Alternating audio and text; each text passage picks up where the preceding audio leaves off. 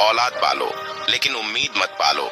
दर्शकों, कहानी शुरू करने से पहले अगर आप हमारे चैनल पर पहली बार आए हैं तो चैनल को सब्सक्राइब करें, बेल आइकन ऑन करें, अच्छे अच्छे कमेंट किया करें ताकि हर आने वाले वीडियो का नोटिफिकेशन सबसे पहले आपको मिले और प्रिय दर्शकों आप उसका फायदा उठा सकें। तो शुरू करते हैं दर्शकों आज की यह प्यारी सी कहानी, यह प्यारा सा वीडियो। प्रिय दर्शकों, किसी गांव में एक साहूकार अपनी पत्नी के साथ रहता था। उस साहूकार के घर में धन दौलत की कोई कमी नहीं थी। उसका घर धन धान्य से भरा हुआ था। साहूकार का व्यापार बड़ा ही अच्छा चल रहा था। परंतु प्रिय दर्शकों, साहूकार को बस एक ही चिंता थी कि उसकी कोई संतान नहीं थी। उसकी पत्नी ने अभी तक किसी भी संतान को जन्म नहीं दिया था। दोनों पति पत्नी संतान के सुख से वंचित थे। साहूकार खूब दान धर्म किया करता था और भगवान की खूब आराधना किया करता था। वह सोचता था कि इन अच्छे कर्मों का फल उसे कभी ना कभी जरूर मिलेगा। और प्रिय दर्शकों, वो दिन आ जाता है जब साहूकार की पत्नी गर्भवती होती है। वह अपने पति को बताती है कि पियाजी मैं गर्भवती हूँ और बहुत जल्द हमारे संतान आने वाली है। ये बात सुनकर साहूकार बड़ा ही प्रसन्न होता है और अपनी पत्नी को गले लगा लेता है। दर्शकों, साहूकार पूरे नगर में उत्सव मनाता है और अपनी संतान के आने की खुशी में फूला नहीं समाता है। अब तो साहूकार अपनी पत्नी का खूब ध्यान रखता है, उसकी खूब सेवा करता। दर्शकों, साहूकार के घर के बाहर एक बरगद का वृक्ष था जिस पर एक कौवा अपना घोंसला बनाकर अपना जीवन यापन कर रहा था। साहूकार ने उस कौवा को खाने के लिए भोजन दिया करता था। वह साहूकार कौवा की बड़ी सेवा करता था। प्रिय दर्शकों, वह कौवा भी साहूकार से बड़ा प्रेम करता था। अब एक दिन की बात है, साहूकार अपनी पत्नी से बातें कर रहा था। साहूकार कह रहा था कि हे प्रिय, अब तो हमारी संतान होने वाली है। अब हमें किसी भी बात की कोई चिंता नहीं है। बुढ़ापे में वह हमारा सहारा बनेगा और हम सुख से अपना बुढ़ापा व्यतीत करेंगे। हमारी संतान हमें बहुत सुख देगी। दर्शकों, तभी यह बातें वह कौवा सुन लेता है और उड़ता हुआ कौवा साहूकार के पास आकर कहता है कि हे साहूकार, तुम यह बहुत गलत कर रहे हो। तुम्हें इस प्रकार उम्मीद नहीं करना चाहिए कि तुम्हारी संतान तुम्हारी सेवा करेगी। तब साहूकार कहता है कि ऐसा क्यों कह रहे हो कौवा? हर संतान अपने माता पिता की बुढ़ापे में सेवा करती है, तो मेरी संतान क्यों नहीं करेगी? तब कौवा कहता है कि सेठ जी, आप ऐसे नहीं समझोगे। मैं आपको एक कहानी के माध्यम से समझाता हूँ। प्रिय दर्शकों, अब कौवा अपनी कहानी प्रारंभ करता है। कौवा कहता है कि हे साहूकार, किसी नगर में कमला देवी नाम की बूढ़ी माँ रहती थी। कमला देवी के पति का देहांत हुए 8 महीने हो चुके थे। पति की मृत्यु के बाद अब वह बिल्कुल अकेली हो चुकी थी। कमला देवी जी के 2 बेटे और 1 बेटी थी। बेटी की शादी अच्छे घराने में करके वह उसकी जिम्मेदारी से मुक्त हो चुकी थी और उनके दोनों बेटे भी शादीशुदा थे। बड़े बेटे का नाम सुरेश था, उसकी पत्नी का नाम दिव्या था और छोटे बेटे का नाम सोहन था और उसकी पत्नी का नाम माया था। दोनों के ही एक एक बेटे थे। सुरेश का बेटा किशोर 7 वर्ष का था, जबकि सोहन का बेटा छोटू 5 वर्ष का था। दोनों बच्चों में 1 वर्ष का अंतर था, लेकिन दोनों बच्चों का जन्मदिन एक ही दिन आता था। घर में सभी लोग अपना ध्यान स्वयं रख सकते थे, लेकिन यदि घर में किसी को सहारे की आवश्यकता थी तो वह थी बूढ़ी माँ कमला देवी को, जिनकी ढलती उम्र के साथ शरीर की ताकत और हड्डियों में जान कम होती जा रही थी। एक दिन की बात है, अपने घर के आंगन में चारपाई पर कमला देवी जी अकेली बैठी हुई थी और खुद को बहुत लाचार महसूस कर रही थी। बैठे बैठे सोच रही थी कि यह तो कुदरत का नियम है कि जैसे जैसे नई पीढ़ी के शरीर में ताकत बढ़ती जाती है, वैसे वैसे ही पुरानी पीढ़ी कमजोर और लाचार होती जाती है। परंतु नई और पुरानी पीढ़ी के बीच इतनी दूरी आ जाएगी कि ना तो बच्चों को उनका अकेलापन दिखेगा और ना ही उनके आंसू नजर आएंगे। ऐसा तो मैंने सपने में भी नहीं सोचा था। प्रिय दर्शकों, कौवा आगे कहता है, हे साहूकार, जब 8 महीने पहले उनके पति की मृत्यु हुई थी, तब दोनों बेटे और बहुएं उनकी खूब सेवा कर रहे थे। अभी कुछ ही दिन बीते थे जब दोनों बेटों ने आकर कहा, माँ, हमारा इन 2 कमरों में कैसे गुजारा हो पाएगा? अब बच्चे भी तो बड़े हो रहे हैं, तो उन्हें भी पढ़ाई करने के लिए अलग कमरा चाहिए। पिताजी तो कुछ किए बगैर ही स्वर्ग सिधार गए। अब आप ही कुछ कीजिए। बेटे की यह बातें सुनकर कमला देवी जी कुछ हैरान रह गई और पूछने लगी कि बेटा, तुम कहना क्या चाहते हो? मैं क्या कर सकती हूँ? मेरे पास तो इतने पैसे भी नहीं है कि मैं मकान पर खर्च कर सकूं। तभी उसका छोटा बेटा बोला, माँ, पिताजी ने सारी जमीन जायदाद आपके ही नाम पर कर दी थी। आपकी जो गांव वाली जमीन है उसकी तो आप ही मालिक हो माँ। आप उस जमीन का आधा हिस्सा बेच दीजिए। उसे बेचकर जो पैसे मिलेंगे उससे हम ऊपर की 2 मंजिलें बनवा लेंगे।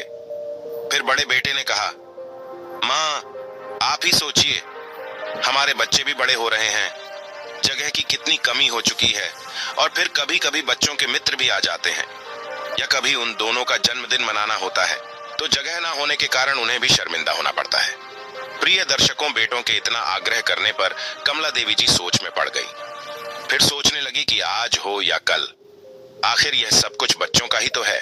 ऐसा सोचते हुए उन्होंने गांव की जमीन का आधा हिस्सा बेच दिया और उससे आया पैसा बेटों को दे दिया और कहा, बेटा, अब तुम्हें जैसा ठीक लगे तुम वैसा मकान बनवा लो। दोनों बेटों ने ऊपर 2 मंजिलें और बनवा लिए। दर्शकों, फिर कुछ दिन बीते तो एक दिन उनका बड़ा बेटा उनके पास आया और बोला, माँ, अब आपकी तबीयत ठीक नहीं रहती है, तो फिर आपको जमीन जायदाद का क्या काम है? अब इस बुढ़ापे में तो अपनी जिम्मेदारियां अपने बच्चों को सौंप दो और फिर आराम से बहुओं से अपनी सेवा करवाओ। शान से बैठकर अपनी बहू पर हुक्म चलाना। फिर कमला देवी जी बोली, बेटा, तू ये सब क्या कह रहा है? मैं कहाँ भागी जा रही हूँ? तभी उनका छोटा बेटा सोहन, किशोर और छोटू का हाथ पकड़कर ले आया और बोला, माँ, कल इन दोनों का जन्मदिन है और हम चाहते हैं कि आप इन्हें ऐसा उपहार दीजिए जो कभी किसी ने ना दिया हो। तब कमला देवी जी बोली, हाँ बेटा, मैं भी इनका जन्मदिन यादगार बनते हुए देखना चाहती हूँ, लेकिन मैं क्या कर सकती हूँ? मैं तो कोई अच्छा उपहार भी नहीं दे सकती। तभी बड़ा बेटा सुरेश बोला, माँ जी, केवल आप ही हैं जो इन्हें अनमोल उपहार दे सकती है। ऐसा कहते हुए उसने अपनी माँ के आगे कुछ कागज रख दिए और बोला, माँ, आपको और कुछ नहीं करना है, बस इन कागजों पर अपने दस्तखत कर दीजिए। बूढ़ी माँ कहने लगी, अरे बेटा, इस पर तो सब कुछ अंग्रेजी में लिखा है। तुम्हारे पिताजी हमेशा कहा करते थे कि दस्तखत करने से पहले कागजों को पढ़ लेना चाहिए, क्योंकि धोखाधड़ी हो सकती है। लेकिन यह बात तो पराये लोगों के साथ लागू होती है, यहाँ मुझसे कौन धोखा करेगा? ऐसा कहते हुए उन्होंने कागजों पर दस्तखत कर दिए। लेकिन जैसे ही उन्होंने दस्तखत किए तो उनके मन में ख्याल आया कि पूछना तो चाहिए कि यह कागज किस चीज के हैं। और जब उन्होंने पूछा तो उनका बड़ा बेटा मुस्कुराते हुए बोला, माँ, इस पर यह लिखा है कि आप अपने गांव वाली सारी जमीन हमारे नाम पर कर रही है। यह सुनकर बूढ़ी माँ को एक धक्का सा लगा कि कितनी चालाकी से दोनों बेटों ने उनसे कागजों पर दस्तखत करवा लिए। पर फिर सोचने लगी कि बेटा सही तो कह रहा था कि मैं इस उम्र में जमीन का क्या करूंगी। अगर ये मैंने उन्हें दे भी दी तो क्या ही हो गया, अब आराम से रहूंगी, दोनों बहू और बेटों से खूब सेवा करवाऊंगी। दर्शकों, उसी दिन सुबह सुबह बूढ़ी माँ बगीचे में टहलने के लिए चली गई। थोड़ी देर टहलने के बाद वह अपनी सहेली कौशल्या के साथ बातें करती रही और जब घर वापस लौटती तो देखा तो क्या देखती है कि घर पर कोई नहीं था। रसोई घर का सामान भी गायब था। एक पल के लिए तो वह घबरा गई और बच्चों को आवाज देने लगी तो इतने में बड़ी बहू ऊपर से चिल्लाई, क्या हुआ माँ जी, इतना क्यों चिल्ला रही हो? सारा सामान लेकर हम ऊपर आ चुके हैं। यह सुनकर बूढ़ी माँ बोली, ठीक है बहू, तुम काम में व्यस्त हो तो मैं भी ऊपर ही आ जाती हूँ।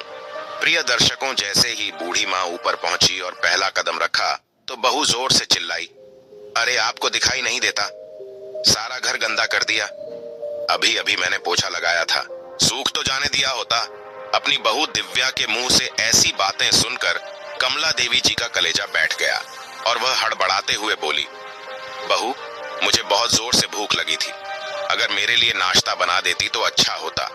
दर्शकों, बहू का गुस्से से भरा हुआ चेहरा देखते हुए बूढ़ी माँ बोली, मैं ऊपर आकर तुम्हारा घर गंदा नहीं करूंगी, तुम मेरे लिए खाना नीचे ही पहुंचा देना। तभी दिव्या बोली, देखिए माँ जी, अभी मैंने खाने को कुछ नहीं बनाया है, आप ऊपर जाकर अपनी छोटी बहू से पूछ लीजिए, उसने कुछ बनाया होगा तो वह आपको दे देगी। बूढ़ी माँ बोली, अरे बहू, पहले ही इतनी सीढ़ियां चढ़कर मेरी सांस फूल गई है, तुम ही कुछ दे देती। बहू बोली, माँ जी, अभी मुझे बहुत काम है, एक रोटी बनाने का काम ही नहीं है। इतना कहकर वह अंदर चली गई। अब कमला देवी जी जैसे तैसे हिम्मत जुटाकर छोटी बहू माया के पास पहुंची। देखा तो वह भी घर के काम में व्यस्त थी। उन्होंने उसे आवाज दी और खाना मांगा तो माया ने कहा, माँ जी, अभी मैंने रोटियां नहीं बनाई हैं, लेकिन रात की रोटियां पड़ी हैं, आप वहीं खा लीजिए।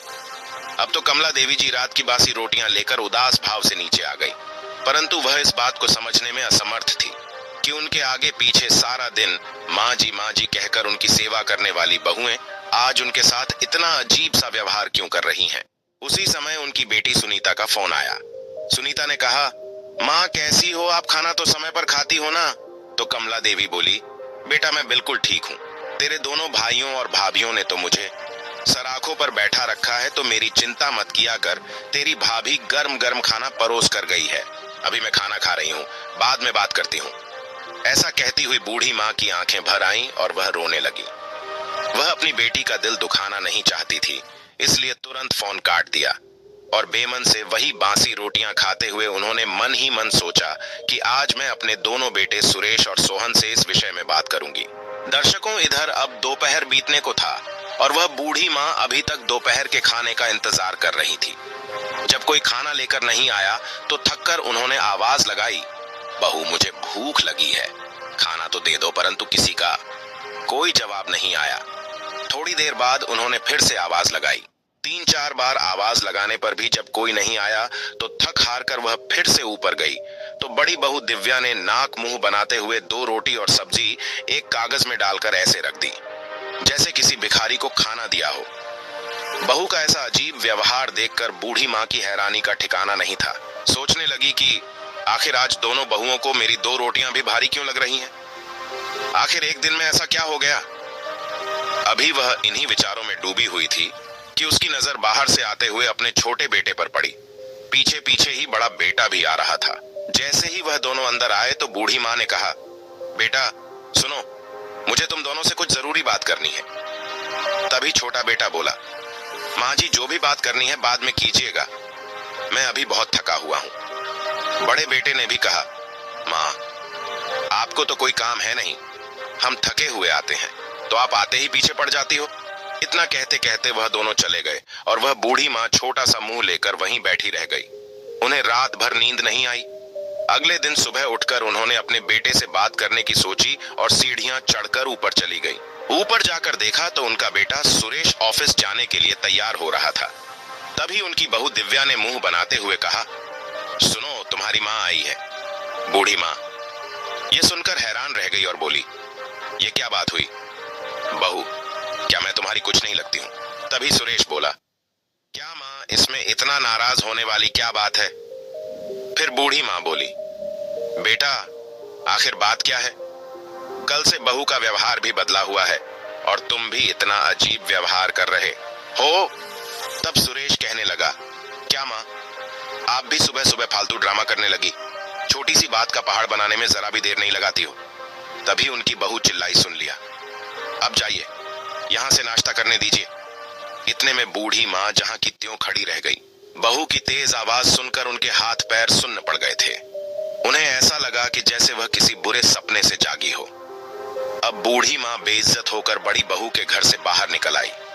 बेचारी बूढ़ी माँ बहुत ज्यादा डर गई थी, लेकिन उन्हें भूख लगी थी, इसलिए हिम्मत करके ऊपर छोटे बेटे के पास चली गई। घर का दरवाजा खुला था। उन्होंने आवाज दी, लेकिन कोई नहीं आया तो वह अंदर जाकर बैठ गई। उनके बेटे सोहन ने उन्हें देखा तो रसोई घर में से 2 रोटियां लाकर उन्हें दे दी। अभी बूढ़ी माँ ने पहला टुकड़ा मुंह में डाला ही था कि इतने में छोटी बहू कमरे से बाहर आई और बोली, माँ जी आप यहाँ कैसे? अपनी बहू के इस सवाल को सुनकर उनकी आंखें भर आईं। बूढ़ी माँ बोली, यहाँ कैसे मतलब? आज दिव्या बहू ने भी मुझे कह दिया है कि यहाँ मत आया करो, और अब तुम भी ऐसी बात करोगी तो मैं कहाँ जाऊंगी? अपनी माँ की यह बात सुनकर सोहन ने उन्हें कहा, माँ आप पहले खाना खा लीजिए फिर बात कर लेना।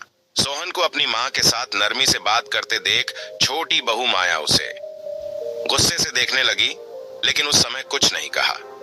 अब रोटी खाकर बूढ़ी माँ वापस नीचे अपने कमरे में चली गई। इधर अगले दिन जब उन्होंने अपने बड़े बेटे सुरेश से दवाइयां लाने को कहा तो बड़ी बहू दिव्या ने स्पष्ट जवाब दे दिया कि हमसे अपने खर्चे तो पूरे नहीं होते, तो आपके खर्चे कैसे उठाएं? बात केवल 2 रोटी की होती तो चल भी जाता, लेकिन आपके खर्चे कम नहीं है। कपड़ों का खर्च, दवाइयों का खर्च, खाने पीने का खर्च, नहीं माँ जी हमसे तो यह सब खर्च नहीं उठाया जाएगा। प्रिय दर्शकों, अब बूढ़ी माँ ने बड़ी बहू के पास जाकर खाना मांगना छोड़ दिया था। अब तीनों समय का खाना छोटी बहू के यहाँ से ही खाना पड़ता था। अब कुछ दिन तो ऐसे ही चलता रहा। एक दिन जब बूढ़ी माँ खाना खाने के लिए अपनी छोटी बहू के पास जा रही थी, तभी उन्हें छोटी बहू माया की आवाज आई। वह अपने पति से झगड़ रही थी। बूढ़ी माँ ने जब ध्यान से सुना तो वह कह रही थी कि बड़े भैया और बड़ी भाभी से कुछ सीखो। उन्होंने तो अपना पल्ला झाड़ लिया और आपकी माँ को हमारे माथे मढ़ दिया। हमारे खर्चे पहले ही कुछ कम है क्या? तभी सोहन बोला, तुम्हारी बात ठीक है माया। जब बड़े भैया अपनी जिम्मेदारी नहीं निभा रहे हैं तो फिर माँ का सारा बोझ हम ही क्यों उठाएं? मैं बड़े भैया से बात करके माँ को वृद्ध आश्रम भेजने का इंतजाम करवाता हूँ। दर्शकों, इधर बेचारी बूढ़ी माँ यह सुनकर अपने भाग्य को कोसने लगी और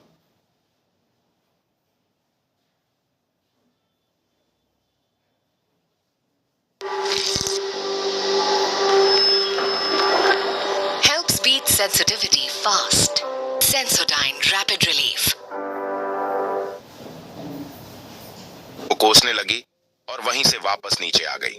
अब किसी बेटे बहू के पास दोबारा जाने की उनकी हिम्मत नहीं हो रही थी। आज उनकी बर्दाश्त की हद खत्म होती जा रही थी, क्योंकि उन्हें खाना खिलाना तो दूर, अब कोई उन्हें इस घर में देखना भी नहीं चाहता था। वह अकेली ठुकराई हुई सी आंगन की चारपाई पर बैठी रहती। सभी का आंगन में से आना जाना चलता रहता, लेकिन किसी के पास इतना समय नहीं था कि अपनी बूढ़ी माँ के पास 2 पल के लिए बैठ ही जाए। जब बेटों और बहुओं ने ही अपनी जिम्मेदारी से पल्ला झाड़ लिया था, तो फिर वह अपने पोतों से भी क्या उम्मीद करती? आखिर वह भी तो अपने माता पिता के नक्शे कदम पर ही चल रहे थे। इतने बड़े परिवार के होते हुए भी कमला देवी जी अकेलेपन और भुखमरी की मार झेल रही थी। आज बगैर कुछ खाए पिए वह टहलने के लिए निकल गई तो उनकी सहेली कौशल्या ने महसूस किया कि वह बहुत गुमसुम सी है।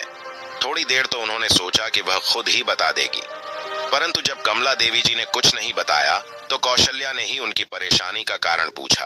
तभी कमला देवी जी आंसुओं से भरी आंखें लिए कहने लगी, क्या बताऊं कौशल्या बहन, जब मैंने बेटी को जन्म दिया था तो हम लोगों को लगा था कि हमारे सर पर किसी ने बहुत बड़ा बोझ रख दिया हो, क्योंकि हमें उसके लिए दहेज जोड़ना पड़ेगा, पढ़ा लिखा कर दूसरे के घर भेजना पड़ेगा। लेकिन जब मेरे एक के बाद एक 2 बेटे पैदा हुए तब तो मैं फूल ही ना समाती थी और उनके पिताजी का तो सीना गर्व से चौड़ा हो गया था। हमें लगता था कि शायद हमारे पिछले कर्मों का फल है। हमने जरूर बहुत दान पुण्य किया होगा जो इस जन्म में यह कृपा बरस रही है, और मुझे ऐसा महसूस हुआ कि जैसे मैंने तो गंगा नहा ली हो। मैंने सोचा बेटों के साथ मेरा बुढ़ापा आराम से कटेगा और वह मेरे बुढ़ापे की लाठी बनेंगे।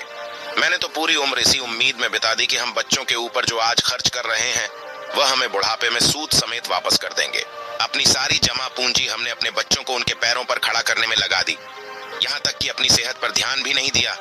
अब पति का साथ भी छूट गया है और सेहत भी साथ छोड़ने लगी है, और 2 बेटे हैं कि मेरी दवाइयों का खर्च उठाना तो दूर, अब तो उनसे अपनी बूढ़ी माँ को दोनों वक्त की रोटी तक नहीं खिलाई जाती।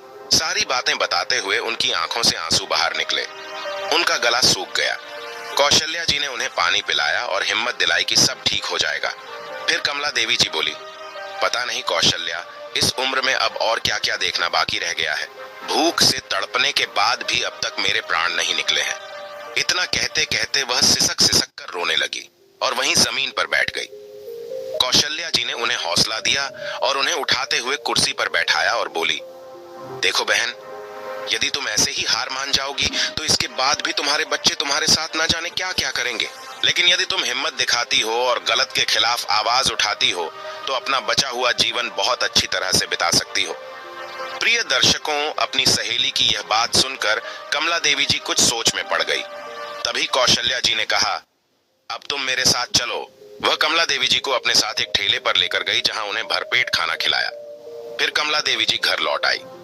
कुछ देर बूढ़ी माँ कुछ सोच विचार में डूबी रही। शाम हो चुकी थी, लेकिन कमला देवी जी को दोपहर का खाना भी नसीब नहीं हुआ था। फिर खुद ही हिम्मत करके जो थोड़े बहुत पैसे पड़े थे लेकर पास की किराने की दुकान पर चली गई और एक ब्रेड का पैकेट खरीद कर ले आई। शाम के समय उनकी बेटी सुनीता अपने पति के साथ उनसे मिलने के लिए आ पहुंची तो बूढ़ी माँ उस समय ब्रेड खा रही थी। अब अपनी बेटी सुनीता को देखते ही उन्होंने ब्रेड का पैकेट छिपा दिया और बोली, अरे बिटिया, तू कब आई? तूने तो आने के बारे में बताया भी नहीं।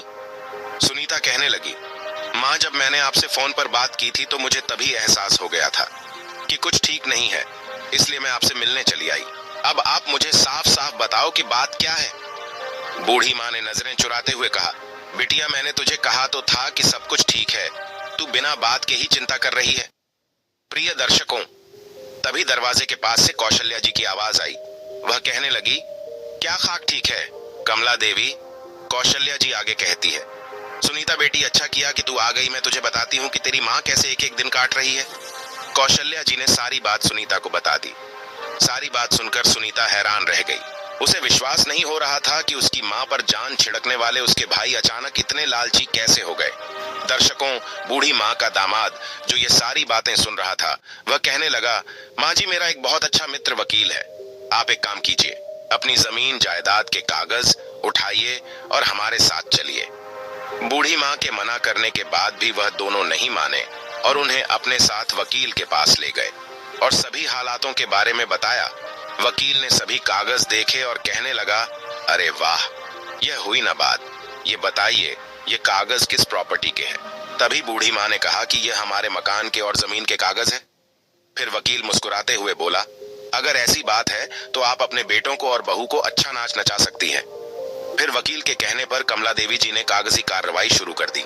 उसके कुछ समय के बाद कमला देवी जी घर लौट आई और थोड़े ही देर में उनके दोनों बेटे भी घर आ गए। वह दोनों बेटे उनके पास आकर बोले, माँ, अब हमसे आपका बोझ और नहीं उठाया जाता, इसलिए हमने आपका इंतजाम वृद्ध आश्रम में करवा दिया है। यह बात सुनकर बूढ़ी माँ हैरानी से उनकी ओर देखने लगी तो बड़ा बेटा बोला, चिंता मत कीजिए माँ, वहां आपको किसी भी तरह की कोई कमी नहीं होगी। दर्शकों, अभी यह बात चल ही रही थी कि सुनीता और उसका पति वकील के साथ उनके सामने हाजिर हो गए। उन दोनों को वकील के साथ वहां देखकर दोनों बेटों और बहू की हैरानी का ठिकाना नहीं रहा। बड़ा बेटा बोला, ये सब क्या तमाशा है? तुम लोग यहाँ वकील के साथ क्यों आए हो? फिर छोटे बेटे ने कहा, अच्छा, अब समझ में आया कि माँ की संपत्ति में तुझे और जीजा जी को भी अपना हिस्सा चाहिए, इसलिए वकील को लेकर आए हो। लेकिन एक बात कान खोलकर सुन लो, यह संपत्ति हम दोनों भाइयों की है, तुम्हारा इसमें कोई हक नहीं है। यह बात सुनकर सुनीता और उसके पति को बहुत गुस्सा आया। तभी सुनीता बोली, मुझे माँ की संपत्ति में से एक पैसा भी नहीं चाहिए, मैं तो केवल इतना चाहती हूँ कि मेरी माँ इस बुढ़ापे में सुखपूर्वक अपना जीवन बिताए। अरे मैं तो माँ को अपने साथ लेकर जाना चाहती थी, लेकिन माँ ने ही यह कहकर मना कर दिया कि अपने जीवन का अंतिम समय वह पिताजी की यादों के साथ इसी घर में रहकर गुजारना चाहती है। दर्शकों, फिर बूढ़ी माँ ने चेहरे पर गुस्से भरे भाव लाते हुए कहा, अरे अपनी बेटी से ज्यादा मैंने और तुम्हारे पिताजी ने अपने बेटों को प्यार किया, यह सोचकर कि बेटियां तो पराई होती है, केवल बेटे ही बुढ़ापे में साथ निभाते हैं। लेकिन आज मुझे यह महसूस हो रहा है कि हमसे कितनी बड़ी गलती हो गई थी। तुम लोगों ने तो मेरे पास कोई और चारा ही नहीं छोड़ा था। जब तक जायदाद मेरे नाम पर थी तब तक मेरे आगे पीछे दौड़ते थे, और अब फर्ज निभाने की बात आई तो तुम सभी ने हाथ पीछे खींच लिए। मेरा पैसा और जमीन तुम सबको चाहिए थी, पर तुम्हारी बूढ़ी माँ उसका क्या? ये मत भूलो कि यह घर आज भी मेरे पति का है, जिस पर सबसे पहले अधिकार मेरा है। तभी बड़े बेटे ने कहा कि इस पर आपका कोई अधिकार नहीं है। वसीयत बनाते समय ही पिताजी ने यह मकान हमारे नाम पर कर दिया था। तभी वकील साहब बोले, आपकी बात सही है, लेकिन आपके पिताजी ने मरने से पहले यह घर और जमीन अपनी पत्नी कमला देवी जी के नाम पर कर दिया था, और साथ में यह लिखवाया था कि उनकी पत्नी के जीते जी सारी जायदाद की मालकिन वहीं रहेंगी। शायद आप लोगों के पिताजी को इस बात का एहसास पहले ही हो चुका था कि आप अपनी माँ के साथ कितनी घटिया हरकतें कर सकते हैं, इसलिए उन्होंने अपनी पत्नी की सुरक्षा के लिए अपनी मृत्यु से पहले ही अपनी वसीयत में बदलाव करवा दिए थे। उनकी मृत्यु की जो तारीख आपने बताई है, उससे ठीक 2 हफ्ता पहले ही वसीयत बदलवा दी गई थी। आज की तारीख में यह घर और आपके पिताजी की गांव की जमीन कमला देवी जी की है, और वह जैसा चाहे उसका इस्तेमाल कर सकती हैं, कोई उनसे कुछ नहीं कह सकता। प्रिय दर्शकों, यह सुनकर तो दोनों बेटों की जैसे जान ही निकलने लगी। वह कभी वकील को देखते तो कभी अपनी माँ को। इस घटना के बाद कमला देवी जी, जो आज तक सब कुछ सहन करती आई थी, अब वह चुपचाप रहने वाली एक सीधी साधी महिला नहीं रही। अपने अधिकार के लिए लड़ाई लड़ना उन्हें आ गया था, और अपनी औलाद को सबक सिखाने के लिए उन्होंने अपने बेटों बहुओं को फरमान सुना दिया कि वह जल्द से जल्द मकान को खाली कर दे। इतनी बात सुनते ही बड़ा बेटा सुरेश अपनी माँ के पैरों में गिर पड़ा, कहने लगा, माँ, मुझसे बहुत बड़ी गलती हो गई, मुझे माफ कर दो। उसी समय उनका छोटा बेटा सोहन बोला, माँ, मुझे तो बड़े भैया ने उल्टी पट्टी पढ़ाई थी, नहीं तो आप जानती ही हो कि मैं ऐसा करने के बारे में कभी सोच भी नहीं सकता था। फिर कमला देवी जी बोली कि मुझे धुत करने से पहले तुमने इतना तक नहीं सोचा कि इस उम्र में हमारी माँ कहाँ जाएगी, अकेली कैसे रहेंगी। फिर मैं तुम्हारे बारे में क्यों सोचूं? लेकिन मैं अपने दोनों पोतों को दर दर के ठोकरें खाने के लिए नहीं छोड़ सकती। इसलिए तुम लोग इस घर में रहना चाहते हो तो तुम्हें सबसे ऊपर वाली मंजिल पर रहना होगा। दर्शकों, अब कमला देवी जी ने अपनी गलती सुधारते हुए एक और कदम उठाया। उन्होंने वसीयत में बदलाव करवाया कि उनकी मृत्यु के बाद उनके गांव की जमीन पर सिर्फ उनकी बेटी का हक होगा, और अपनी सहेली की मदद से उन्होंने अपने मकान की बीच वाली मंजिल किराए पर दे दी और सबसे नीचे वह स्वयं रहने लगी। सुनीता ने उनके लिए खाना बनाने, साफ सफाई करने और कपड़े धोने के लिए एक नौकर भी लगा दिया। अब कमला देवी जी को अच्छा खाना नसीब होने लगा था। दर्शकों, अपनी सासू माँ का यह बदला हुआ रूप देखकर दोनों बहुएं दंग रह गई थीं। उम्मीद करते हैं कि आपको हमारी आज की यह कहानी पसंद आई होगी और आप इससे ढेर सारी प्रेरणा लेंगे। मिलते हैं अगली ज्ञानवर्धक कहानी के साथ अगले वीडियो